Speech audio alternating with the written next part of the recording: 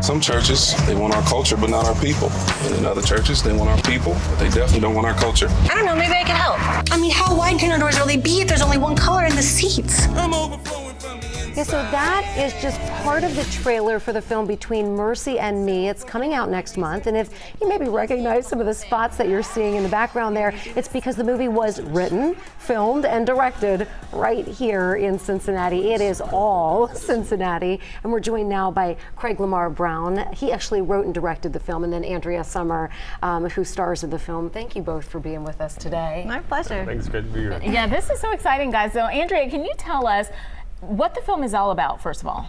Sure. This is Craig's brainchild, which he, in 2020, after seeing just a lot of racial divide, for some reason sparked inspiration to write a film that people could watch and learn how to have healthier conversations about racial reconciliation. And we then he brought me on and we started collaborating, and I created a bunch of original music for it. So what do you want to say? Yeah, I was going to say, so Andrea's kind of talking about it right there, but expand a little bit upon your why you wanted to do this, what really inspired you in 2020, because I think a lot of people saw things that we weren't okay with, right? But what was so personal? What really drew this out of you? Yeah, great question. So, like, as many of you know, like that time, 2020, you have COVID, the height of racial unrest with the death of George Floyd, and I don't know about you, but during that moment, social media was just like a hot mess, right? Like everyone's on their phone and giving their opinions about the state of the world, right? And like in that time, I could see that there was a big disconnect in regards to how to have healthy and productive conversations around race. And I thought the best way to tackle that was one through a story about two musicians who had their own perspectives, one black, one white, and what does race look like from their perspective in order to have a healthy conversation.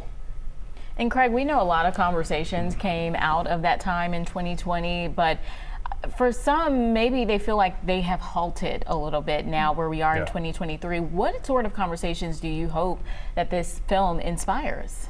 Yes, I think the number one thing I want people to walk away on this film is to be encouraged and to be inspired. I think a lot of times, like we don't have the right words or we don't have the right understanding on how to enter into these types of conversations, and therefore the movie actually helps guide those conversations. So that's my hope, is that people will have some courage and boldness. I mean, we're just human, right? We have our own weakness and our own brokenness, but to have something that a large group of people can interact with and have some takeaways, and to hopefully foster those conversations in their communities and churches. I love it, because I do think you're exactly right. So often we are afraid to have the conversation. If you don't feel like you're informed enough or you don't understand, you're afraid to say, I don't really understand what you're going through. Can you help me? Andrea, I understand that this is the first feature-length project